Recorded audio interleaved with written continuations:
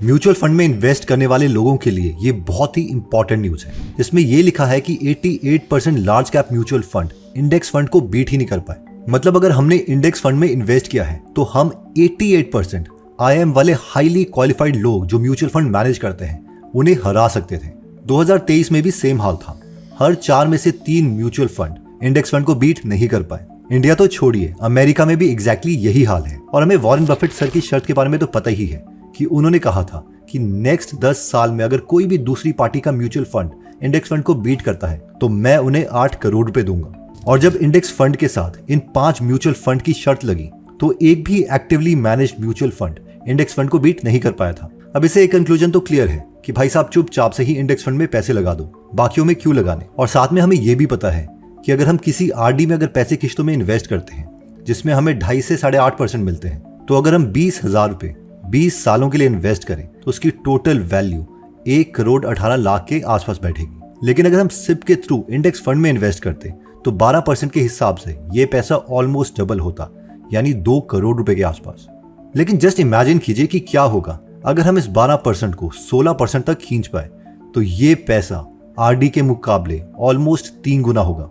इसका मतलब है कि ये जो एक्स्ट्रा हमें 3 से 4% मिल रहा है वो लंबे समय में बहुत बहुत मैटर करेगा। तो सवाल ये है कि RD से 8% से 12% कैसे जाना है, वो तो हमें पता है इंडेक्स फंड के थ्रू। लेकिन 12% को 16% तक कैसे खींचा जाए, इन शॉर्ट इंडेक्स फंड को बीट कैसे किया जाए। अब आप बोलेंगे कि यार अभी तो हमने देखा कि इंडेक्स फंड को तो IIM से पढ़े ग्रेजुएट्स भी बीट नहीं कर पा रहे, तो हम कहां से बीट करेंगे। लेकिन इंडेक्स फंड को बीट किया जा सकता है और वो है खुद इंडेक्स फंड्स की मदद से। इससे पहले कि मैं 3 मेथड शेयर करूं जिससे हम इंडेक्स फंड को बीट कर सकते हैं, हमें यह समझना पड़ेगा कि म्यूचुअल फंड हमारे पैसे एक्चुअल में इन्वेस्ट कैसे करते हैं। देखिए इसे ऐसे समझिए कि लेट से अगर आपने 3 तारीख को SIP स्टार्ट करी तो म्यूचुअल फंड वाले आपके हर 3 तारीख को जितने भी पैसे होंगे उसे मार्केट में इन्वेस्ट कर देंगे। लेकिन बात यह है कि हर 3 तारीख बराबर नहीं थी।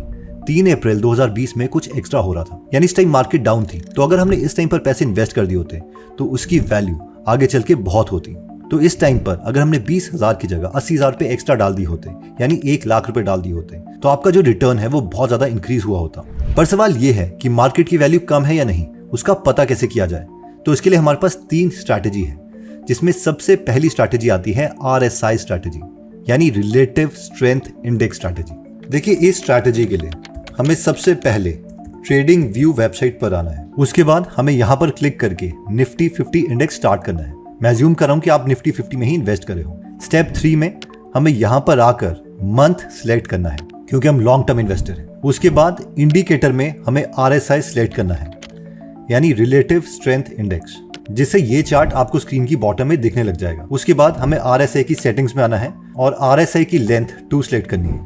देखिए RSI क्या होता है कि वो नॉर्मली 0 से लेके 100 तक वेरी करता है और नॉर्मल ट्रेडिंग कन्वेंशन के अकॉर्डिंग हमें 30 और 70 में बाइंग और सेल सिग्नल मिलते हैं। लेकिन इस पर्टिकुलर स्ट्रैटेजी में हमें सिर्फ उस मंथ की SIP को इंक्रीज करना है जब इसकी वैल्यू 10 से भी कम हो। फॉर एग्जाम्पल हम यहाँ पर देख सकते हैं कि यहाँ पर इसकी वैल्यू 9.96, 9.3, 8.71 यहाँ तक चली गई थी, यानी इस वक्त पर जो हमारे महीने की SIP है उसका अमाउंट हम इंक्रीज कर सकते थे। वैसे ही अगर हम यहाँ पर देखें तो यहाँ पर भी 9.33, 8.71 तक इसकी वैल्यू गई थी और यहाँ पर भी हम अपने SIP के अमाउंट में पैसे ज्यादा डाल सकते थे। अगेन सेम चीज जून 2022 के आसपास भी हुई है, जहाँ पर इसकी वैल्यू 9.33 के आसपास गई। इन शॉर्ट नॉर्मल SIP के साथ साथ जब भी मार्केट में डिप आ रहा है उस वक्त हम उसी इंडेक्स फंड में ज्यादा पैसे इन्वेस्ट कर रहे हैं ताकि हमें ज्यादा यूनिट्स मिले और जो हमें एवरेज रिटर्न मिल रहा है 12% के आसपास उसे आगे खिसका सके। मार्केट में डिप को पता लगाने का दूसरा तरीका है वॉरेन बफेट इंडिकेटर, जो कि खुद वॉरेन बफेट सर ने दिया है। इसके लिए हम गुरु फोकस वेबसाइट में आ सकते हैं और यहाँ पर देख सकते हैं कि इस वक्त मार्केट सस्ती है या महंगी। तो वॉरेन बफेट के इंडिकेटर के अकॉर्डिंग हमें मार्केट कैप को GDP से डिवाइड करना पड़ता है और अगर इसका रेशियो 64% से कम आता है, यानी 0.64 से कम आता है, तो उस वक्त पर मार्केट बहुत ही सस्ती है और इस वक्त पर हम अपनी SIP तो चलने देंगे लेकिन एक एक्स्ट्रा अमाउंट इसमें इन्वेस्ट कर देंगे। अगर ये वैल्यू 82% और 100 के बीच में है तो मार्केट फेयर वैल्यू है, यानी नॉर्मल SIP चलने देंगे।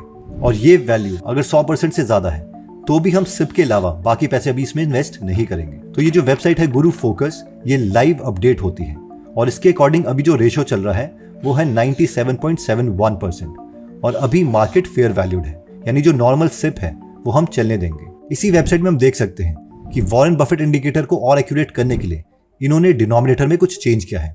यानी रेशियो का जो फॉर्मूला है वो लिया है total market cap divided by GDP plus total assets of central bank, और उसके अकॉर्डिंग अभी मार्केट सस्ती है या महंगी वो हमें इससे पता चलेगा।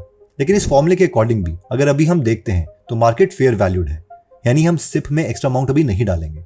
डिप को पता करने के लिए तीसरा तरीका आता है पीई रेशियो। तो नॉर्मली पीई रेशियो जो है वो मार्केट के सेंटिमेंट को बताता है।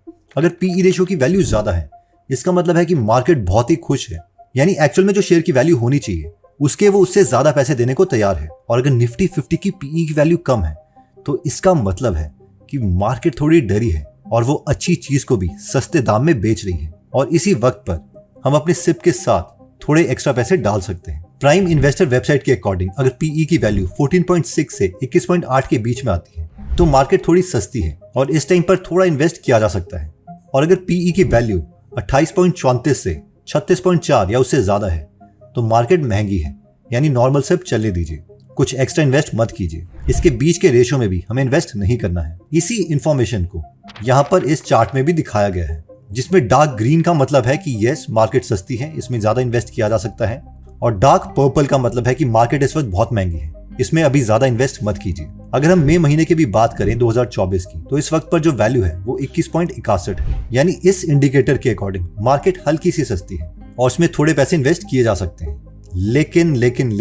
लेकिन ऑब्वियसली हमें यह डाउट हो रहा होगा कि हमने 3 इंडिकेटर्स देखे। पीई इंडिकेटर के अकॉर्डिंग मार्केट हल्की सी सस्ती है, बफेट इंडिकेटर के अकॉर्डिंग फेयर वैल्यूड है, और आरएसआई इंडिकेटर के अकॉर्डिंग इसकी वैल्यू 54.42 है, यानी यहां पर भी हमें बाइंग सिग्नल नहीं मिला है। तो अब कंफ्यूजन आती है कि ये तीनों इंडिकेटर अगर हमें अलग अलग सिग्नल दे रहे हैं तो क्या ये डिप है कि नहीं और इसमें इन्वेस्ट करना चाहिए कि नहीं। तो देखिए इसे ऐसे समझिए, इन्वेस्टमेंट वर्ल्ड में जो इन्फॉर्मेशन है वो एक स्पेक्ट्रम की तरह है। एक वैल्यू के बाद हमें एग्जैक्टली पता होता है कि यहाँ पर तो हमें नहीं खरीदना है, और कई बार ऐसी सिचुएशन होती है जहाँ पर हमें एग्जैक्टली पता होता है कि हाँ ये तो खरीदना ही है, जैसे कि 2008 में हुआ था, कोरोना के टाइम में हुआ था, एक्सेट्रा। लेकिन बीच में जो इन्फॉर्मेशन है वो ब्लरी है, यानी डेटा जो है वो इनसफिशिएंट है, और इस वक्त पर हम इसे नो ही कंसिडर करें तो बेटर रहेगा। ऑल्दो अगर 3 में से 2 इंडिकेटर हमें बोल रहे होते कि मार्केट थोड़ी सस्ती है और हमारे पास एक्स्ट्रा पैसे भी पड़े होते तो शायद हम इसमें इन्वेस्ट कर सकते थे। इस चीज को हम ऐसे भी समझ सकते हैं कि एक घर की कीमत लेट्स से 1 करोड़ रुपए है और हमारी पेइंग कैपेसिटी 80 लाख रुपए है, तो हो सकता है किसी वक्त पर वो लैंडलॉर्ड उस 1 करोड़ के घर को